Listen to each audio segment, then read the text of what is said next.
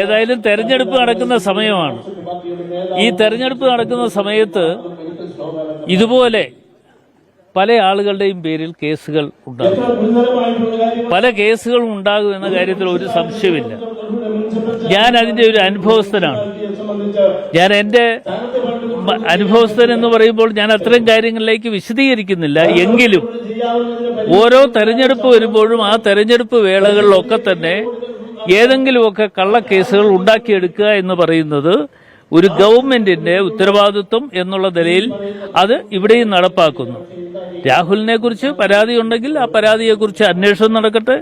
ആ അന്വേഷണം നടന്നതിന് ശേഷം ആ അന്വേഷണത്തിൽ എന്താണ് പുറത്തു വരുന്നതെന്ന് അറിയട്ടെ. അതിനുശേഷം മറുപടി പറയാം. അല്ല, കള്ളക്കേസാണോ എന്ന് ചോദിച്ചാൽ ആരുടെ പേരിലും കള്ളക്കേസ് കൊടുക്കാം.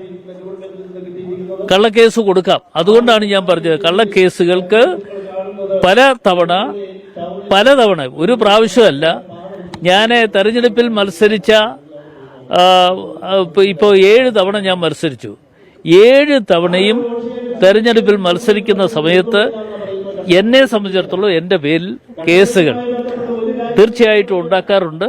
അത് ആ അനുഭവം വെച്ചുകൊണ്ടാണ് ഞാൻ പറയുന്നത്. അത് വരട്ടെ, കള്ളക്കേസാണോ ഇല്ലയോ എന്നതിനെക്കുറിച്ച് തെളിയിക്കേണ്ട ഉത്തരവാദിത്വം സർക്കാരിനുണ്ട്. സർക്കാർ തെളിയിക്കട്ടെ, അപ്പം നമുക്ക് മറുപടി പറയാം. കേസ് തെളിഞ്ഞാൽ അന്നേരം ഞങ്ങൾ ആലോചിക്കും. ഞങ്ങൾ മുതിർന്ന നേതാക്കന്മാരെല്ലാവരും കൂടി ഇരുന്ന് ആലോചിച്ചുകൊണ്ട് അതിനൊരു തീരുമാനമെടുക്കും. ആ തീരുമാനം അന്ന് എന്താണെന്ന് വെച്ചാൽ അന്ന് നിങ്ങളെ അറിയിക്കും. അത്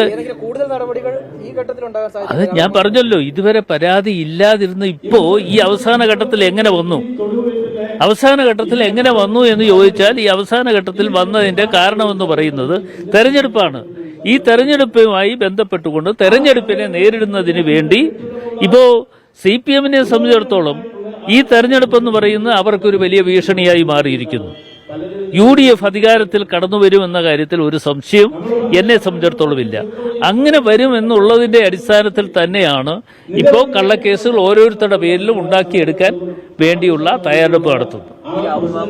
പാർട്ടി പറഞ്ഞതിന്റെ അടിസ്ഥാനത്തിൽ തെരഞ്ഞെടുപ്പ് പരിപാടികളിൽ പങ്കെടുക്കുന്നില്ല. പക്ഷെ പാലക്കാട്ടെ പരിപാടികളിൽ അദ്ദേഹം നിറഞ്ഞു നിൽക്കുന്നുണ്ട്. ഈ പരാതി വന്ന സമയത്തും പരിപാടിയിൽ ഉണ്ടായിരുന്നു. ഏതെങ്കിലും രീതിയിൽ മാറി നിൽക്കണമെന്ന് വീണ്ടും പാർട്ടി ആവശ്യപ്പെടുന്നു. അല്ലാതെ പാർട്ടി തീരുമാനം അങ്ങനെയൊന്നും വന്നില്ലല്ലോ. പാർട്ടി തീരുമാനം ഞങ്ങൾ ഒന്നിച്ച് കൂട്ടായി എടുക്കും. കൂട്ടായി തീരുമാനം എടുത്തതിന് ശേഷം അറിയിക്കും.